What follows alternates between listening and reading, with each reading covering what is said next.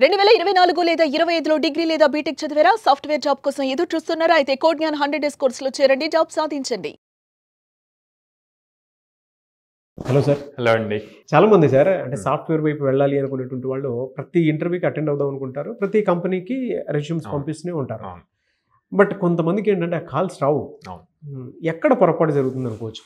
రీసెంట్గా మీరు అబ్జర్వ్ చేస్తే మన స్టూడెంట్స్ ప్లేస్ అయిన వాళ్ళ రివ్యూస్ తీసుకున్నప్పుడు కూడా వాళ్ళు ఫస్ట్ పాయింట్ అదే చెప్పారు.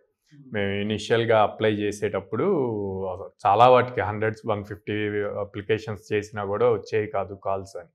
వీటికి మేజర్గా కొన్ని మిస్టేక్స్ చేస్తారండి. ఏంటి అంటే కాలేజ్ లెవెల్లో ఉన్నప్పుడు ఒక రెజ్యూమ్ ప్రిపేర్ చేస్తారు. సో క్లాస్లో ఎవరైతే బెస్ట్ రెజ్యూమ్ ప్రిపేర్ చేస్తారో దాన్ని అందరూ కాపీ పేస్ట్ చేస్తారు, just name, email, phone number change చేసి. అది కాలేజ్ లెవెల్కి ఓకే, కాలేజ్లో క్యాంపస్ ప్లేస్మెంట్స్కి అది సరిపోద్ది. బట్ వన్స్ బయటకు వచ్చాక మీరు వచ్చే జాబ్ ఇంటర్వ్యూస్కి అప్లై చేసేటప్పుడు సేమ్ రెగ్యులర్ రెజ్యూమ్ని అప్లై చేయకూడదు. Okay, first thing job description, ఏదైతే ఒక జాబ్కి అప్లై చేయాలనుకుంటున్నారో దాంట్లో ఉన్న జాబ్ డిస్క్రిప్షన్లో ఏం స్కిల్స్ కావాలి అని చెప్పి వాళ్ళు అడిగారో ఆ స్కిల్స్కి తగ్గట్టు మీ రెజ్యూమ్ని మాడిఫై చేసి పంపించాలి. అంటే మీరు ఒక 10 జాబ్స్కి అప్లై చేస్తే 10 జాబ్స్కి 10 డిఫరెంట్ రెజ్యూమ్స్ పంపించాలి. డిఫరెంట్ అంటే మళ్ళీ మొత్తం మార్చడం అవసరం లేదు, ఆ స్కిల్ సెట్ ఆ జాబ్ డిస్క్రిప్షన్కి సెట్ అయ్యేట్లు పెట్టి పంపించాలి. ఓకే, కొంతమంది ఏం చేస్తారు, ఓకే అప్లై చేశారు, అప్లై చేశాక హెచ్ఆర్స్ ఈ రెజ్యూమ్ వచ్చాక వాళ్ళు చెక్ చేస్తారు వీళ్ళు ఎంతవరకు ఉంది. Social presence important. Social presence అంటే ఎక్కడ చూస్తారు?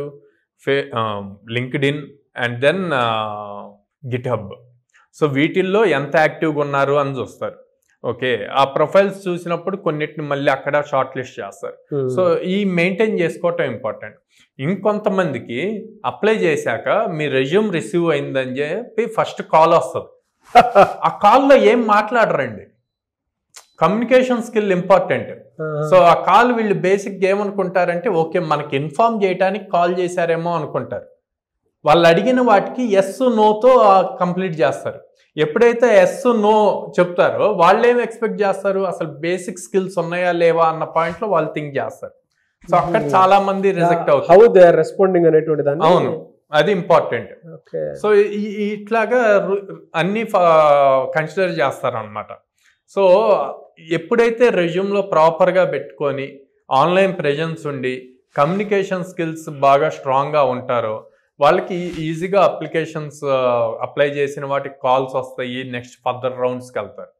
సో ఈ చైన్ వాళ్ళకి సింపుల్ ఏంటి అంటే జస్ట్ ఒక 1 వీక్ టైం తీసుకొని ఏ టైప్ ఆఫ్ జాబ్స్ పడుతున్నాయి. For suppose Python full stock ఉందండి.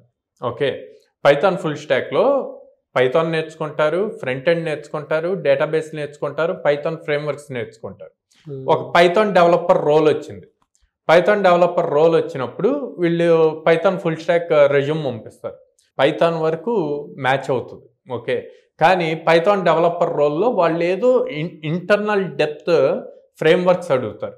ఫర్ సపోజ్ పైథాన్లో జాంగో ఉంటుంది, ఫ్లాస్క్ ఉంటుంది, ఫాస్ట్ ఏపీఐ ఉంటుంది, రెస్ట్ ఏపీఐ ఉంది. వీళ్ళు ఫ్లాస్క్, జాంగో మెన్షన్ చేశారు. ఈ రెండింటి లోపలే ఇందాక మనం డిస్కస్ చేసిన ఫాస్ట్ ఏపీఐ, రెస్ట్ ఏపీఐ కూడా ఇంక్లూడ్ అయ్యి ఉంటాయి.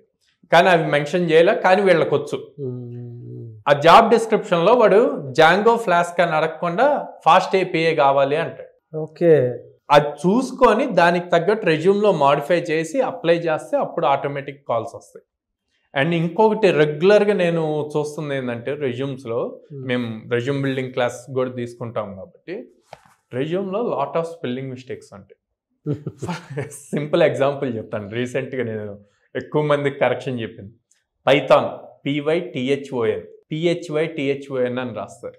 బా ఇప్పుడు మాన్యువల్ ప్రాసెస్ అంతా పోయిందండి. రెజ్యూమ్ వస్తే ఆటోమేటిక్గా సిస్టమ్ ATS సాఫ్ట్వేర్ తీసుకుంటుంది. సో అక్కడ ఏముందో అవి మ్యాచ్ చేసి స్కిల్ ఎంత మ్యాచ్ అవుతుందో దాన్ని బేస్ చేసి షార్ట్ లిస్ట్ అవుతుంది. స్పెల్లింగే మిస్టేక్ చేస్తే అప్పుడు ఎట్లా? సో ఆ బేసిక్ స్పెల్లింగ్స్ అన్నీ కూడా కరెక్ట్ చేసుకోవాలి. అవి మైనర్ మిస్టేక్స్ అంటే హడావుడిగా అప్పటికప్పుడు రెజ్యూమ్ చేసేసి అప్లోడ్ చేద్దాము అన్న పాయింట్లో ఉంటారు. కొంచెం కూల్గా ముందే ప్రిపేర్డ్గా చేసి వన్స్ ఆర్ ట్వైస్ రీచెక్ చేసుకొని ప్రాపర్గా ఆ జాబ్ డిస్క్రిప్షన్లో ఉన్న స్కిల్ సెట్ మన దాంట్లో మ్యాచ్ అవుతుందా లేదా అన్నది ఇంపార్టెంట్. సెకండ్, ఇవన్నీ కాకుండా ఇంకో వెరైటీ ఆఫ్ స్టూడెంట్స్ ఉంటారు. వచ్చిన ప్రతి జాబ్కి అప్లై చేసేస్తారు. ఆ జావానా పైథానా ఇవన్నీ అనవసరం, ఏదో ఒకటి తగలకపోద్దా అని చెప్పి ఇక్కడ కౌంట్ పెరుగుతూ ఉంటుంది. ఎవరైనా పెద్దవాళ్ళు వచ్చి ఏం చేస్తున్నావు అంటే జాబ్స్కి అప్లై చేస్తున్నావు అని. ఓకే, ఎంతవరకు వచ్చిందంటే ఇప్పటికీ 150-200 జాబ్స్కి అప్లై చేశాను, వెయిట్ చేస్తున్నాను వాళ్ళ దగ్గర నుంచి కాల్. కౌంట్ పెరుగుతుంది 200 కంపెనీస్, కానీ ఎందుకు కాల్ వస్తుంది అసలు మ్యాచ్ అవ్వనప్పుడు? ఆ జాబ్ డిస్క్రిప్షన్ మ్యాచ్ ఒకటే డిఫాల్ట్ రెజ్యూమ్ ఒకటి ఉంటుంది. సో ఈ మైనర్ థింగ్స్ చేంజ్ చేస్తే గనక కాల్స్ వస్తాయి. లాట్ ఆఫ్ ఆపర్చునిటీస్ ఉన్నాయి. ఇక్కడ స్టూడెంట్స్ వచ్చేమో జాబ్ కాల్స్ రావట్లేదు అంటున్నారు, అటువైపు కంపెనీస్ ఏమో మా దగ్గర ఓపెనింగ్స్ ఉన్నాయి, స్కిల్డ్ స్టూడెంట్స్ ఉండట్లేదు అంటున్నారు. సో చిన్న చిన్న మైనర్ చేంజెస్ చేసుకుంటే రెజ్యూమ్లో ముందు షార్ట్ లిస్ట్ అవుతారు, ఆ తర్వాత దాంట్లో పెర్ఫామ్ చేయొచ్చు. Thank you so much Sairam garu. Thank you అండి.